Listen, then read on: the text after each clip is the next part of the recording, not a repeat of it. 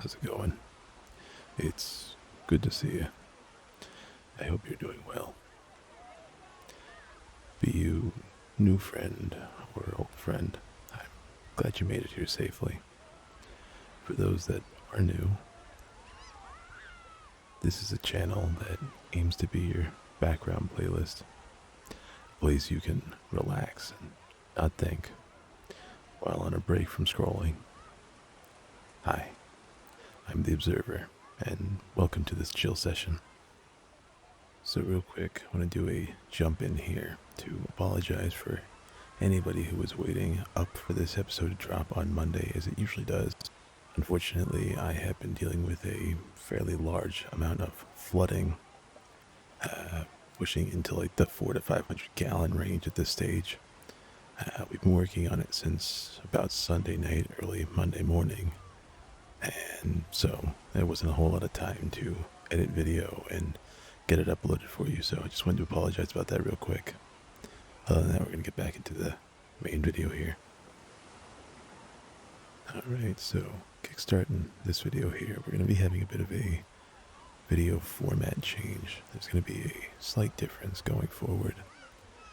As I was talking to some friends about commenting and things like that, a idea for presenting you guys with a question at the beginning of each video kind of came to mind. And with each question, it gives you about the whole video to come up with an answer and give your thoughts on what you might think about it.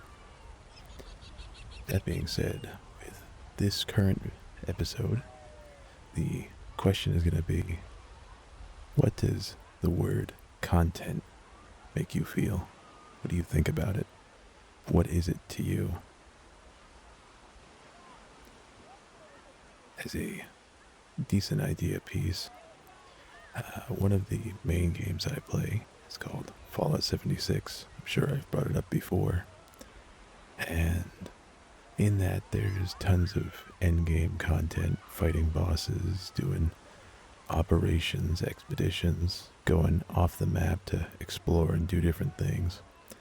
And sure, that's something to do, but one thing that we always like to look at is that content is something you can do repetitively over and over again and feel fulfilling doing it. And for a lot of the veteran players, there's not a lot in the game at this stage that's worth doing, because all of us have kind of maximized our builds. We can do the most amount of damage, we can fight and do things on loop, but a lot of the bosses and the other things like that is kind of a mid-game activity. There's no end-game content. And you notice that with a lot of titles where something that's deemed as content is something you can keep doing over and over again when you hit like the end stages. Like a really good example is playing Destiny and doing raids, because it will always give you better gear that can more perfectly optimize your build or fit these certain skill points down to a absolute. And so stuff like that can be viewed as content. So that more or less starts to beg the question, what is content? Because a lot of games will talk about endless hours of content, and then you get in and it's just a basic survival sandbox. And it's like, am I supposed to make my own content? I'm not too sure what you want me to do with all this. But that being said, I'd like to hear you guys' thoughts. What do you believe content is?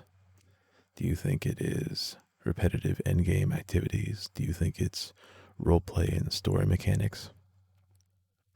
Maybe you have some different thoughts than I got. I'd love to hear your ideas and thoughts and opinions.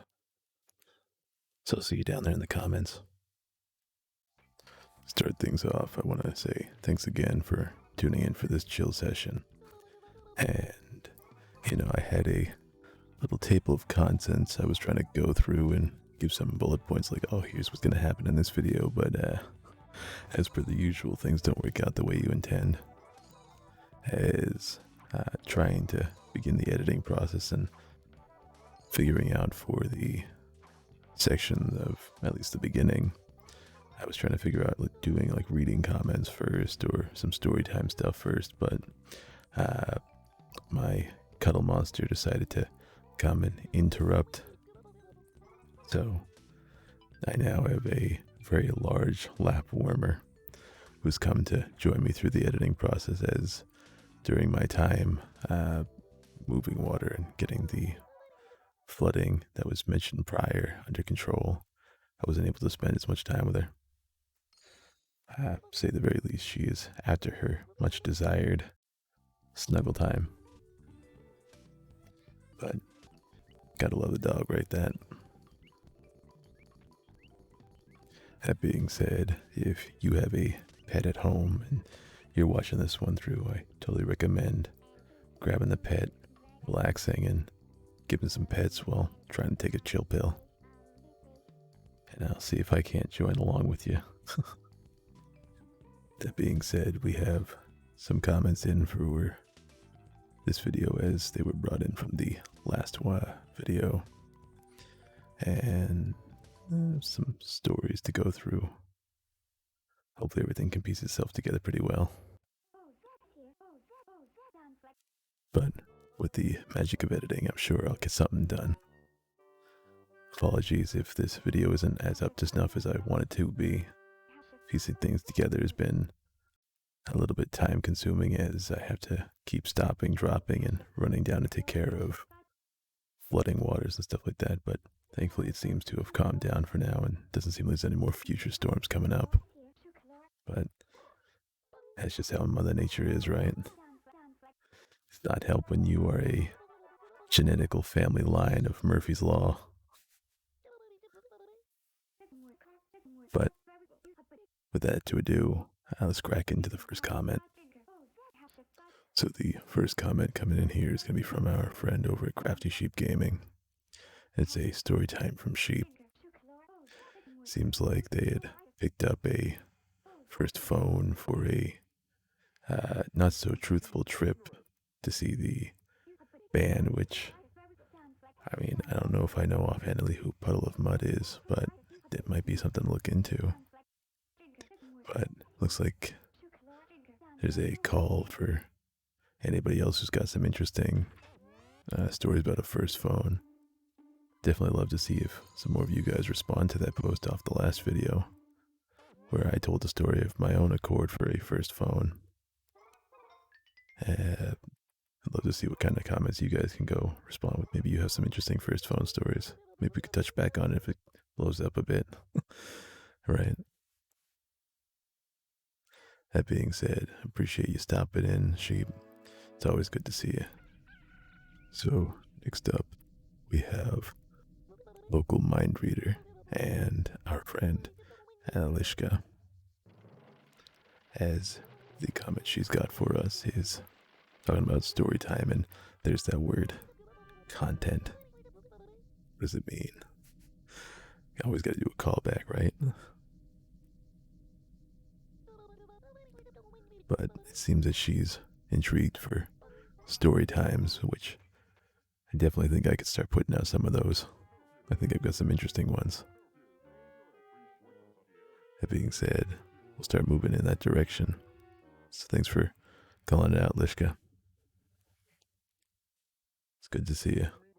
Hope to see you again.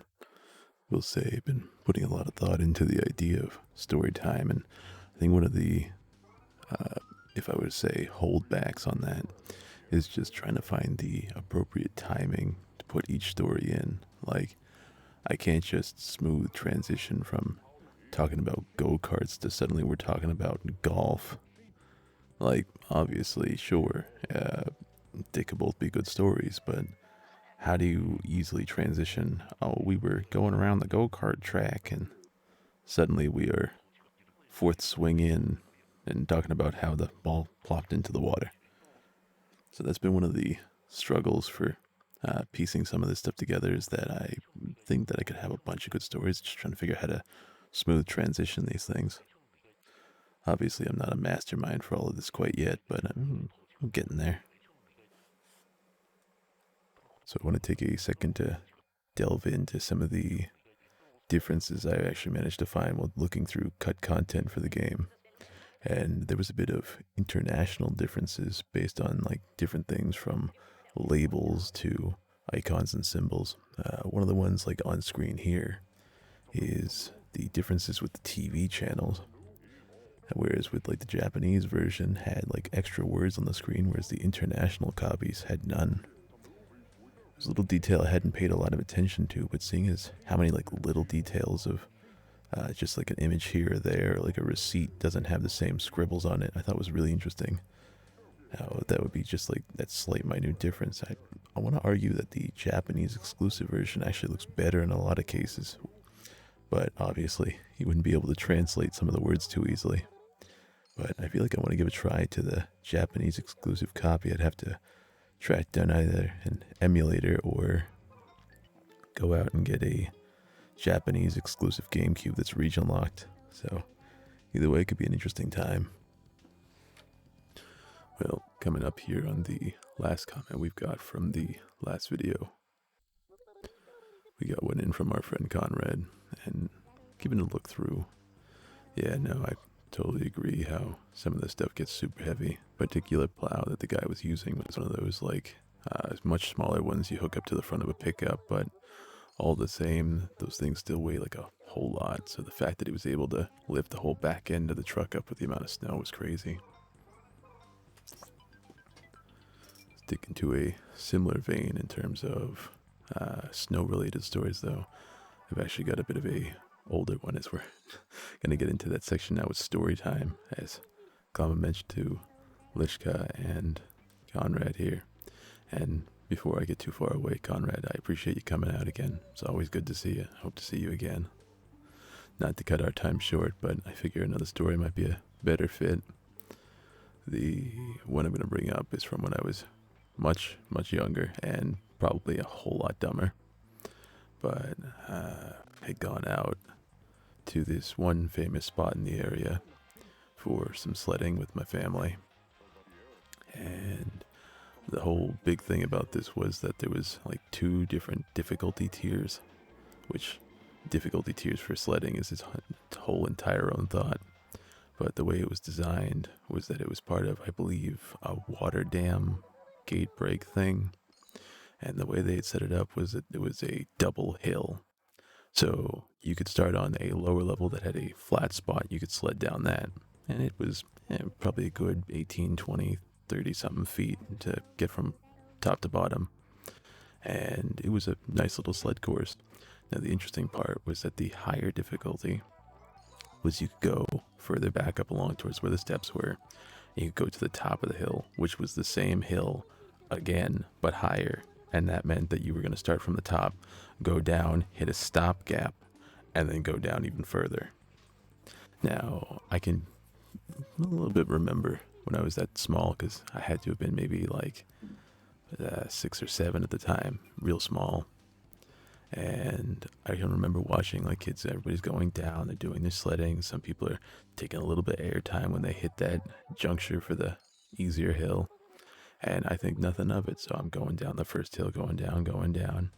And I want to say it was an older sibling tried to egg me on to take on the bigger hill. You know how kids challenge the younger sibling to do the stupid thing so you don't have to.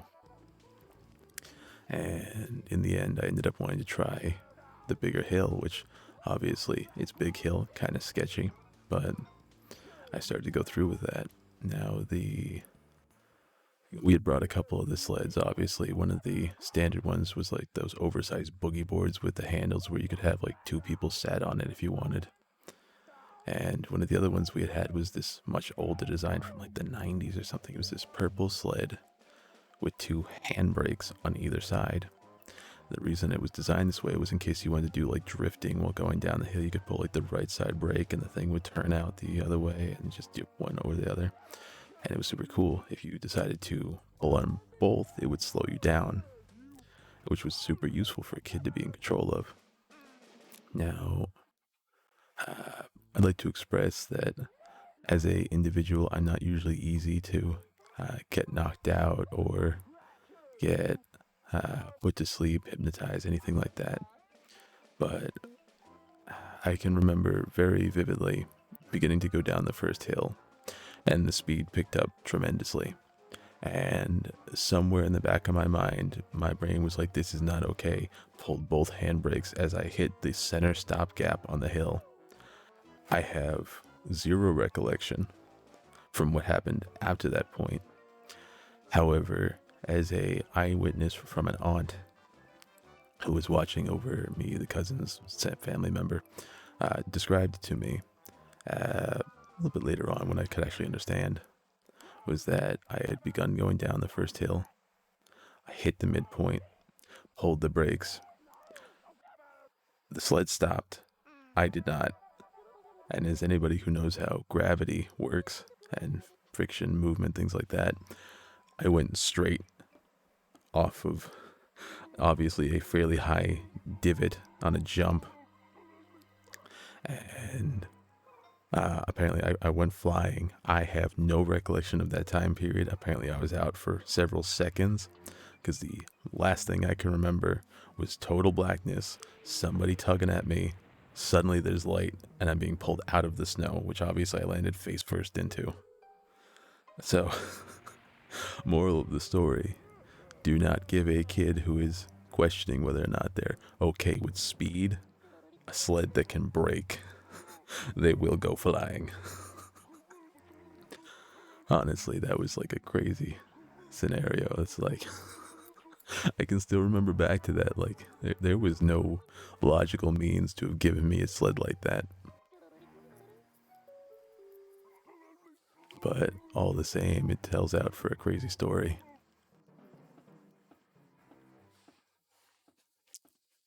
That being said, I think I have some of the how dumb are you type of stories, and they're always predominantly about snow.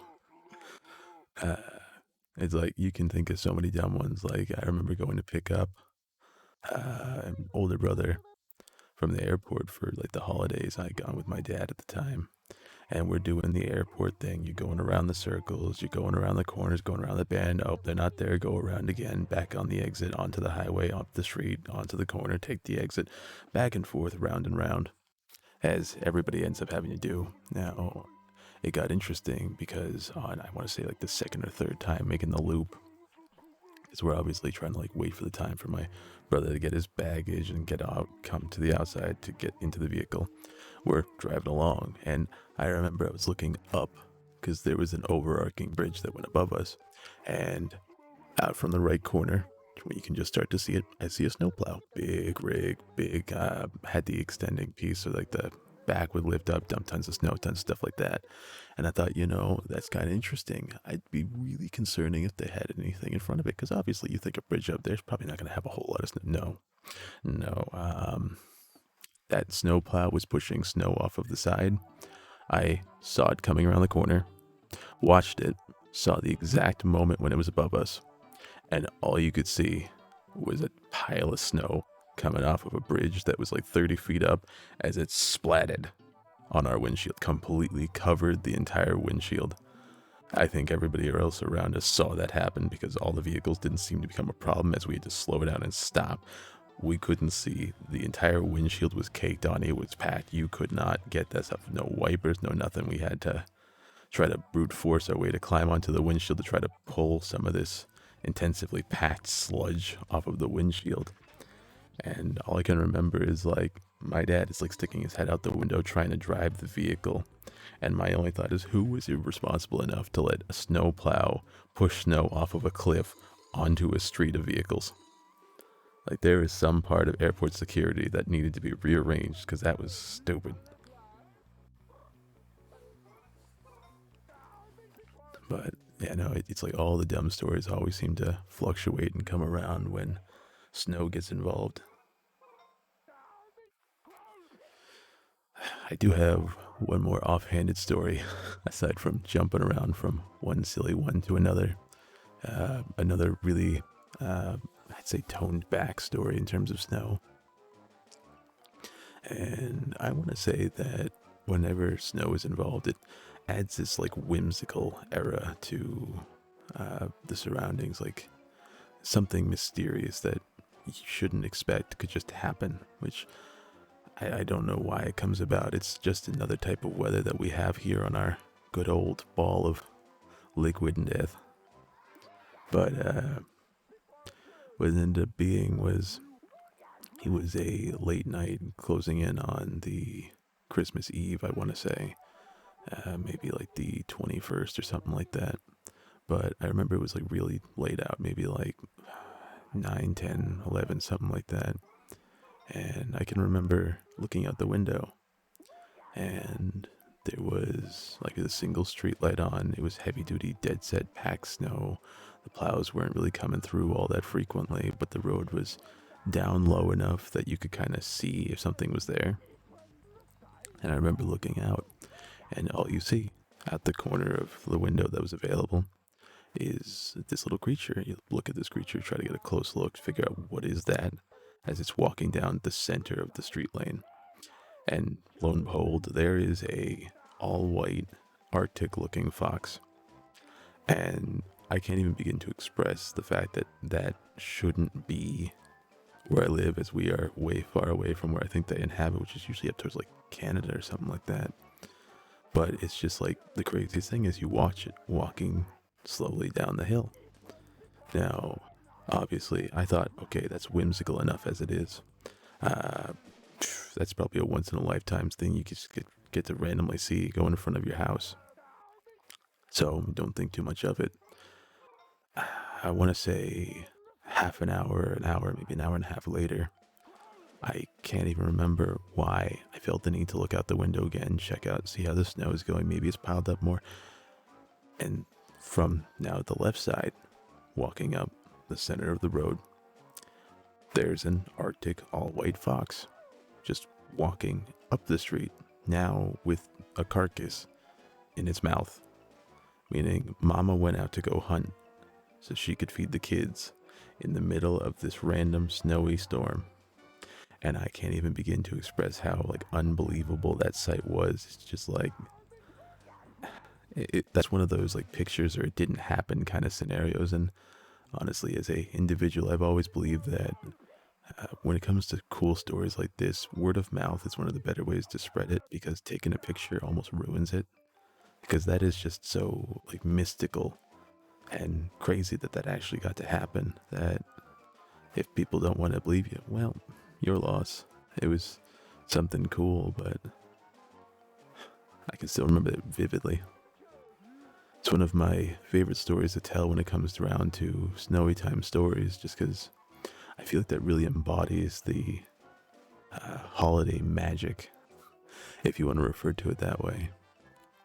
That you can never be too sure what'll happen close to the holidays, as it seems like all the wonder and magic comes back around for just that one time in the year. You know, on the note of talking about both animals and Canada there, I feel like this is a good opportunity to go ahead and grab hold of a cuddle monster.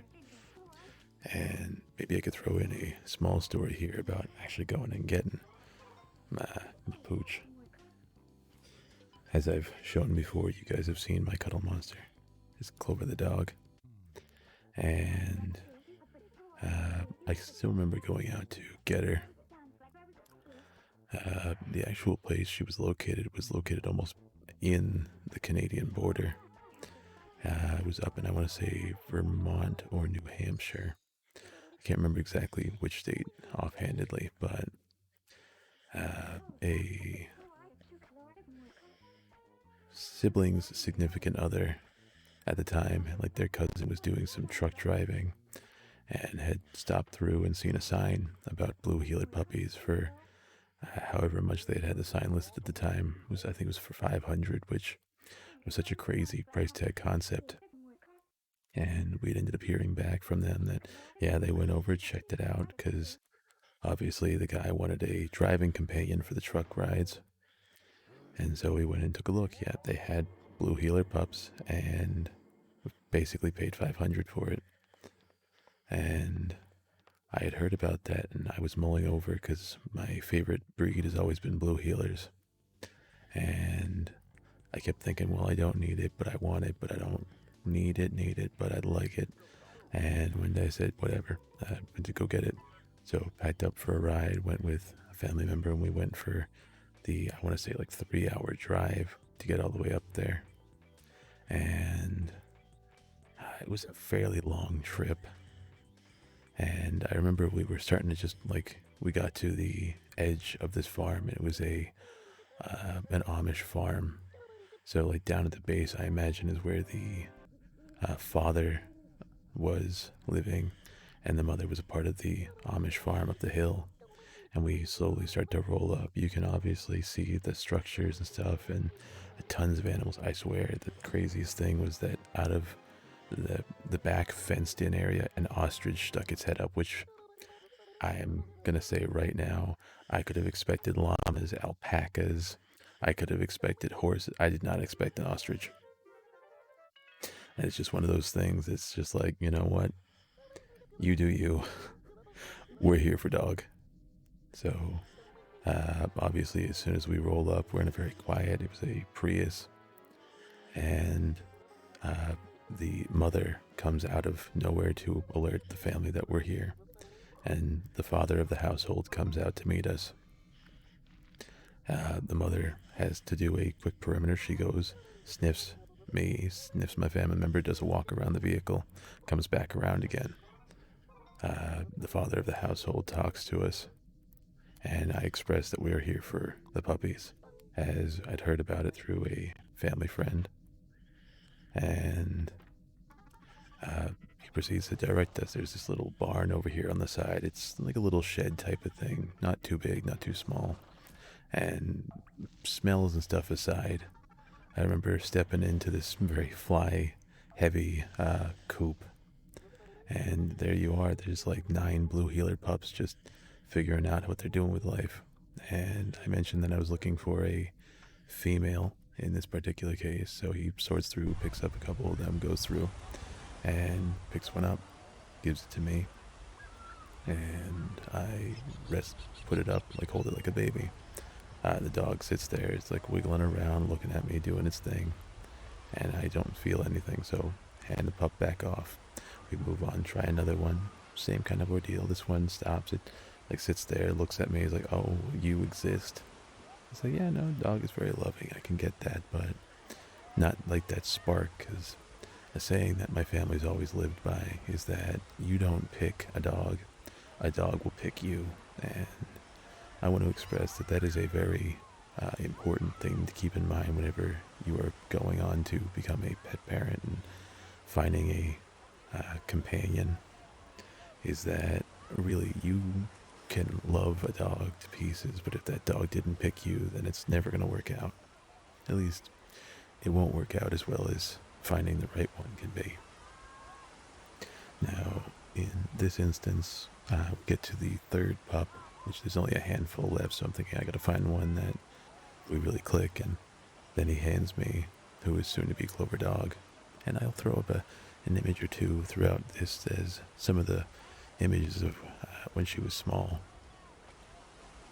But dog, I put it again, hold it like a toddler, and put it right up to the chest plate area, and immediately dog snuggles in, finds a spot which is the space between the shoulder and the neck, and snuggles.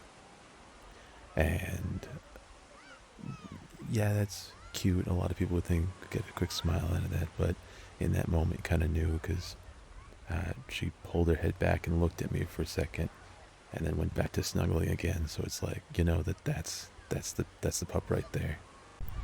And I'll say throughout all of her years around, Clover Dog has always enjoyed snuggling up in like the smaller spaces. Like you're sitting down, she'll bury herself behind you. You are picking her up like that, which I'll express she's a bigger pup now, so I'm probably the only one who can pick her up and hold her like a toddler. But she'll still snuggle into the neck area. And I will say that was like a really deciding moment. And at that time, we were still juggling around names as to what I was going to call this pup, which I'm going to have to figure out something or else it'll never stick.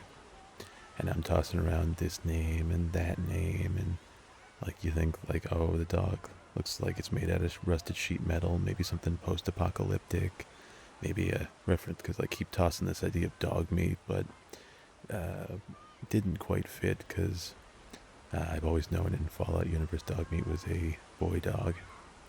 But at one point, I'm going to throw it up here.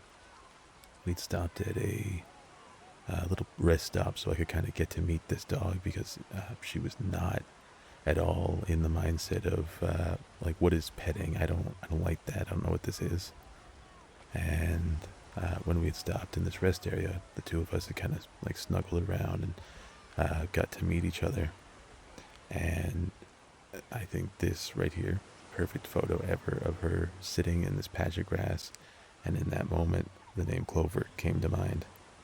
And for anybody who's stuck around through this, yeah, that's the story of how I met and became the proud protector of the Clover dog. So whenever we go out on some of these out-of-house trips to do like hiking or things like that, when you see who is the Clover Doggedy, yes, is a common nickname, that is where she comes from, which I feel like this was the perfect opportunity to bring up this story, so hopefully you guys were able to get some enjoyment out of hearing about where she comes from. Taking a second to look over at the video recordings and stuff like that, it looks like we are about at the end of this chill session. I want to thank everybody again for coming out for this one. Again, apologies that it's as late as it is. Obviously had to deal with the flooding issues and whatnot else like that, and then still try to juggle out this video. So I appreciate you guys coming by as late as it was and taking a look through. I'll double down on that comment earlier and ask you again what you guys think of when you hear the phrase content. I really want to hear your opinions, and if you got any extra stories or things you want to share down in the comment section, I'd appreciate any sort of feedback. Maybe you had some thoughts or opinions about stories that were told here, or you'd like to hear about something else. Anything would be appreciated to hear from you down there. If you enjoyed this video, feel free to leave a like. It means a lot to me. It helps me know whether you guys enjoyed this type of storylining and changes to the format. And if you would like to see more of this type of stuff, please, by all means, subscribe. I believe that's the best way to make sure you're notified when this type of stuff comes out. But until next time, hope you guys stay safe, stay happy, and keep chill. Later.